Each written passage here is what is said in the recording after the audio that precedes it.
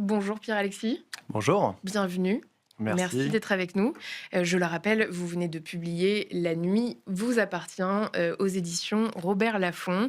On va l'évoquer plus tard. Mais tout d'abord, un peu de contexte. Quand on entend ces chiffres, près d'un Français sur deux a des troubles du sommeil, est-ce que clairement c'est devenu un enjeu de santé publique majeur? Alors c'est devenu clairement un enjeu de santé publique parce que, et le titre « La nuit vous appartient » est presque un titre militant, on n'a jamais autant attaqué la nuit. La nuit est vraiment considérée comme un moment inactif, inutile, où on va perdre son temps. Or, j'ai voulu vraiment réhabiliter ce moment, qui est un moment très actif, où il se passe plein de choses, et où si on comprend ses besoins de sommeil, et au cours de la nuit notamment, eh bien, on va être une meilleure version de soi-même. On va être en meilleure santé, physique et mentale, mais on va être aussi plus performant, malgré l'idée reçue qu'on a, qui est que si on grignote sur la nuit, on va avoir plus de jours et donc on fera plus de choses. C'est complètement faux. Mais donc, on dort moins bien aujourd'hui qu'avant. On dort moins bien, et vous avez rappelé des chiffres, on est même passé de manière historique sous la barre des 7 heures de sommeil en moyenne dans la population, et donc les Français n'ont jamais aussi peu dormi, et d'ailleurs, ce tribut est payé en particulier par les jeunes dont on se préoccupe beaucoup et dont on s'alerte sur la santé mentale et physique. Et donc là, il y a un lien direct à faire, vous voyez venir avec les écrans? Absolument. Alors, les écrans, c'est vrai que c'est très, très diabolisé actuellement. Oui. Mais les écrans, d'abord, il faut voir ce qu'on fait sur les écrans. On peut faire des choses intéressantes sur les écrans. Les écrans sont diabolisés, pourquoi? Parce qu'ils vont retarder l'heure du coucher par l'activité qu'on fait, mais aussi par la lumière bleue contenue dans les écrans à LED qui vont inhiber la sécrétion de mélatonine, qui est l'hormone de la nuit, justement, Mmh. qui favorise le sommeil. Donc ça dérègle notre horloge biologique. Exactement, on va décaler, en fait, on va retarder cette horloge biologique. Mais la lumière, attention, il ne faut pas la diaboliser, c'est pour ça que je prenais ces pincettes, Mais comment parce que ça, la faut lumière, pas on la en a besoin en diaboliser? journée. Eh bien, on en Ah a oui. besoin en journée. Et Oui, mais on en donc est pas la lumière de nos écrans, pas en de aucun nos cas. écrans, mais on va se priver souvent de lumière. On va mettre des filtres à lumière bleue, on va s'enfermer dans des environnements qui sont très très sombres. Or, la lumière, elle est importante pour bien dormir. C'est un niveau de preuve élevé pour traiter l'insomnie. On en reparlera peut-être. Mmh.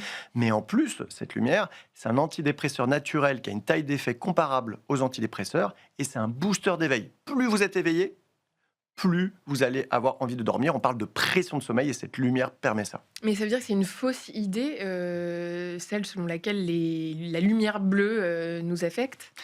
Et ben, elle nous affecte positivement et négativement. Positivement, on en a absolument besoin en journée, donc ne nous privons pas. Elle va vous éveiller, elle va vous permettre d'être en meilleure santé physique et mentale et d'avoir un sommeil qui est plus profond et avec, on appelle ça les ondes lentes. C'est vraiment le sommeil récupérateur, Mmh. régénérateur qui sera meilleur.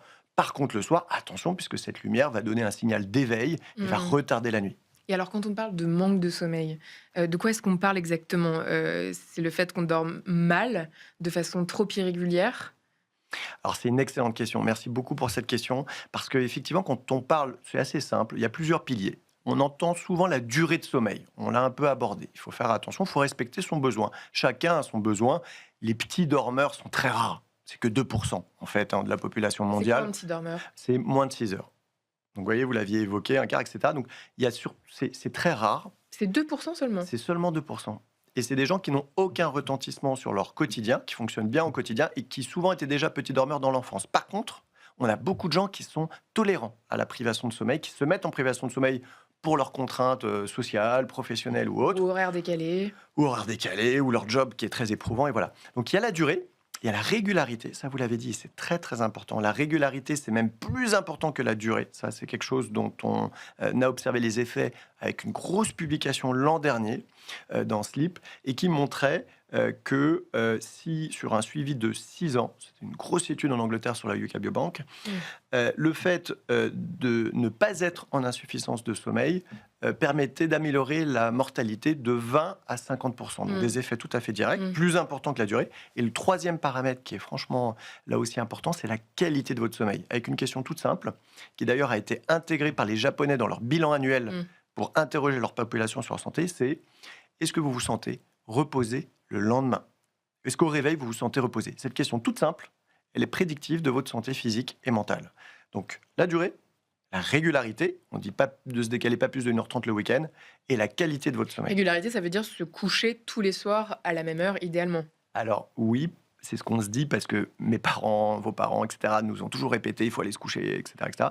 Le plus important, c'est le lever. Pourquoi? Parce que si Mmh. vous fixez le lever en vous décalant pas le week-end, vous allez automatiquement fixer votre coucher selon votre besoin de sommeil et votre temps de sommeil. Le deuxième aspect, je dis qu'il ne faut pas trop se décaler le week-end, sinon on va souffrir de ce qu'on appelle le jet lag social. C'est la différence entre vos horaires de semaine et vos horaires de week-end. Quand il y a une différence de plus de 1h30, vous souffrez du jet lag social et vous avez tous les symptômes d'un jet lag, d'un décalage horaire classique. Vous êtes un Donc les peu fêtards sont vaseux. des jet-lagués, quotidiens. Et bah ouais, et d'ailleurs le lundi du coup ça va être dur, ils vont souvent être en privation de sommeil parce qu'ils ont tous les symptômes d'un décalage horaire, d'un jet lag classique quoi. Mmh. On entend souvent, «Je dors mal», mais beaucoup ignorent que l'insomnie est une vraie maladie. Pourquoi est-ce que, c'est si peu reconnu, médicalement? Est-ce que c'est social? C'est quoi? C'est tabou?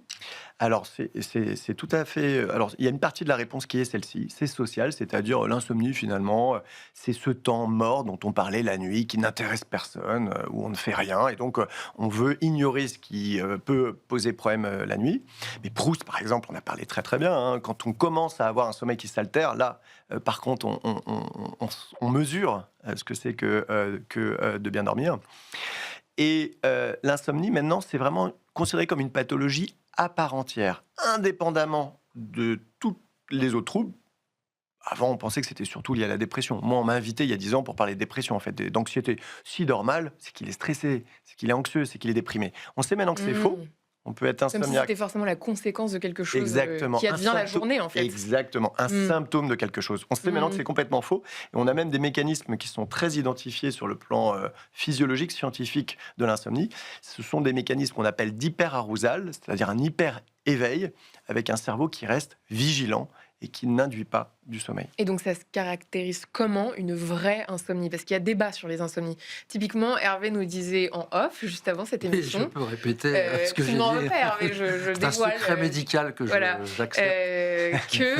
il se réveille, donc il s'endort et se réveille toutes Je les m'endors nuits, très c'est bien. mécanique, à quoi? 3 heures du 3 matin? heures du matin, j'ai le petit vélo qui démarre. Ouais. Et donc je me lève. Et tu te lèves et tu t'affaires. Et dans le livre, j'ai lu que j'avais raison. Donc je me lève, je plie mon linge, je ne m'énerve pas. Et Mhm. ça revient. Et c'est des je tranches qui me durent recouche. combien de temps, l'éveil? Une bonne demi-heure, 3/4 d'heure. Ouais, quand même. Et le sujet, c'est que le lendemain, je ne suis pas fatigué. Donc j'ai un espèce de rythme. Peut-être vous trouvez ça bizarre, mais c'est comme ça. Et est-ce qu'on peut dire qu'Hervé est insomniaque, par exemple?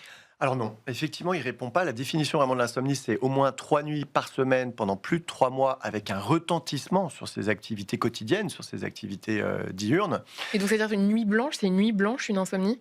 Alors non, ça peut être des réveils très longs, perturbateurs, qui Mmh. vont entraîner une privation de sommeil. Et un facteur aussi à regarder, c'est la somnolence en journée. C'est des moments où on va s'endormir, dans des situations où on ne voudrait pas Ouais, on s'endormir. pique du nez, quoi. C'est On plus pique fort du que- nez, etc.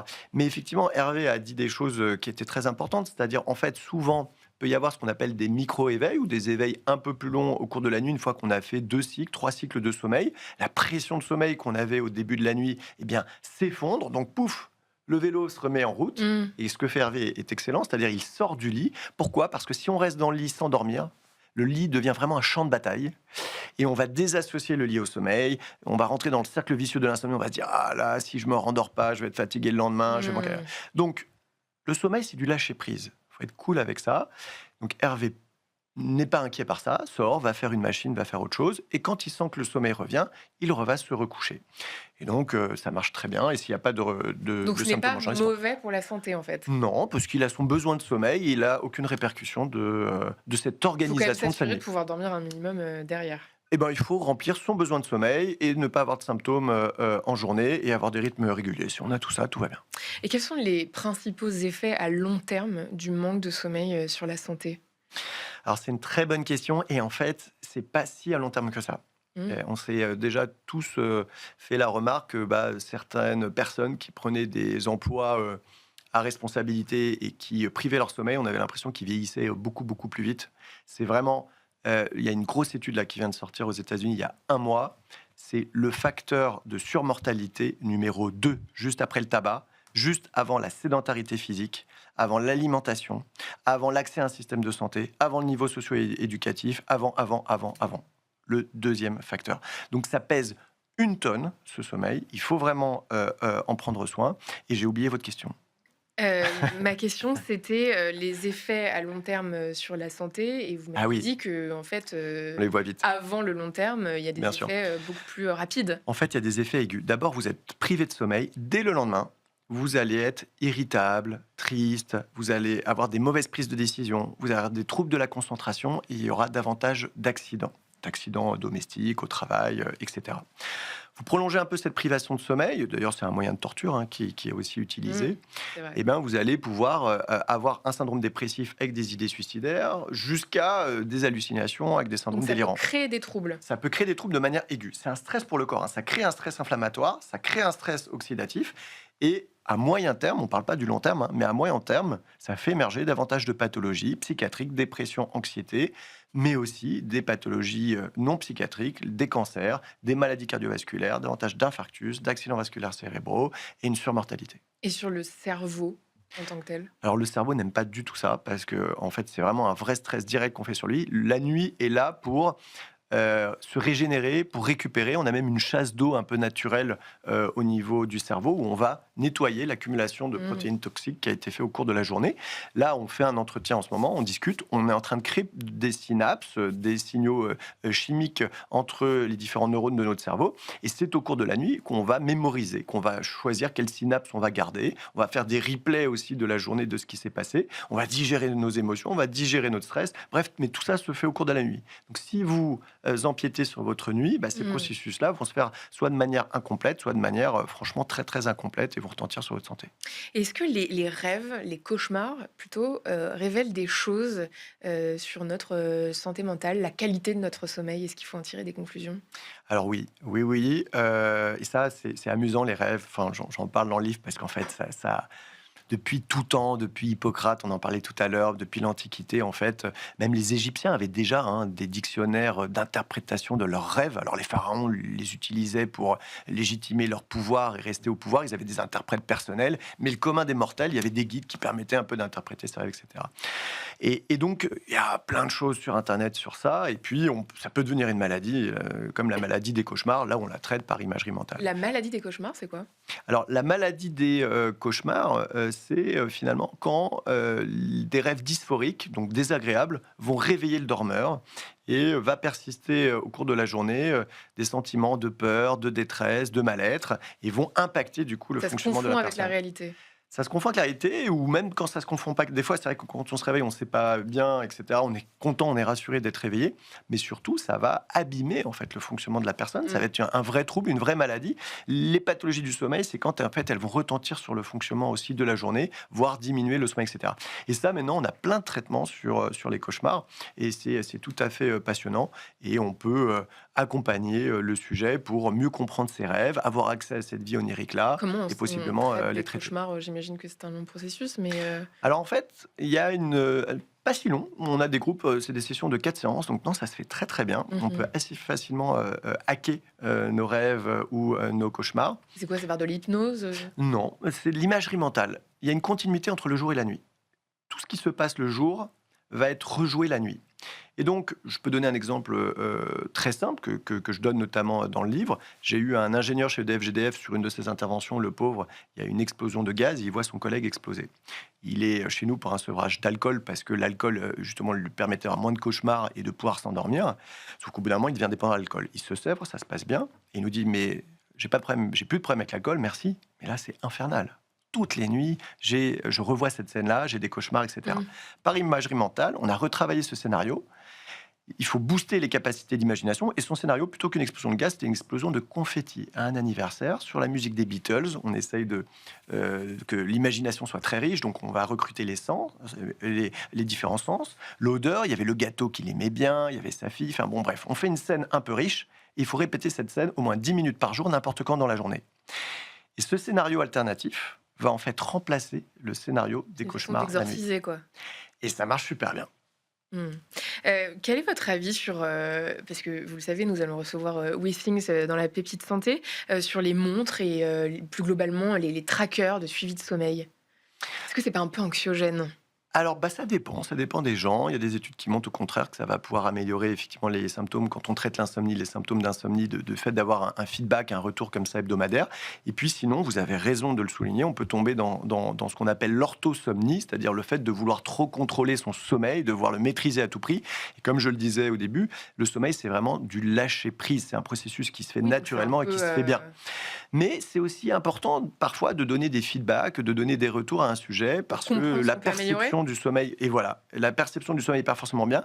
Et s'y intéresser, c'est ce qu'on fait là, hein, c'est aussi du coup être mieux éduqué. Souvent sur l'alimentation, on connaît plein de trucs, et c'est très bien, il ne faut pas revenir en arrière. Hein, sur on va manger ça, du poisson, les oméga 3, des graines et des fruits à coque, etc., etc. Sur le sommeil, c'est une catastrophe. On a eu aucune éducation au cours de notre enfance et on ne sait pas, on ne connaît pas les conseils Oui, mais élémentaires pour de boucler sommeil. la boucle, vous disiez justement en introduction qu'on dort moins bien aujourd'hui qu'avant. Parce- Pour autant, est-ce qu'ils étaient plus éduqués au sommeil et à comment bien Et dormir? non, parce que effectivement, on n'a que de cesse que de vouloir attaquer cette nuit pour la grignoter, pour pouvoir être actif, pour pouvoir faire marcher les usines aussi la nuit, parce que sinon c'est Finalement, une ce perte sont nos économique, rythmes. etc., etc. C'est notre société qui est en train de complètement. Donc c'est aussi un choix de société, un choix de vie, un choix politique qui est que de protéger cette nuit pour bien dormir et pour être en bonne santé. Et finalement, quels conseils simples, très concrets, vous pourriez donner à nos téléspectateurs pour améliorer dès ce soir leur sommeil? Alors, dès ce soir, votre sommeil, déjà, moi, ce que je vous conseille, c'est d'essayer justement de vous connaître un peu, de remplir un agenda de sommeil, d'avoir des applications, des choses comme ça. Bref, de porter de l'attention à votre sommeil pour évaluer quel est votre besoin de sommeil. Einstein normait 10, 11 heures, parfois jusqu'à 12 heures si on compte ses siestes l'après-midi. Donc, il faut juste connaître son besoin pour être une meilleure version de soi-même.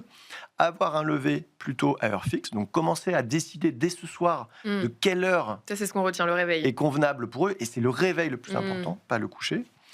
Et puis, essayer de voir en fonction, de s'intéresser à leur sommeil, de se dire là, après cette première nuit, comment je me sens, comment s'est passée la nuit, etc. Et plus ils vont se connaître, plus ils vont avoir des outils pour essayer de dompter et de réapprivoiser ce temps très actif qu'est la nuit, et plus ils seront une meilleure version d'eux-mêmes. Merci beaucoup, restez avec nous, c'est l'heure du scan.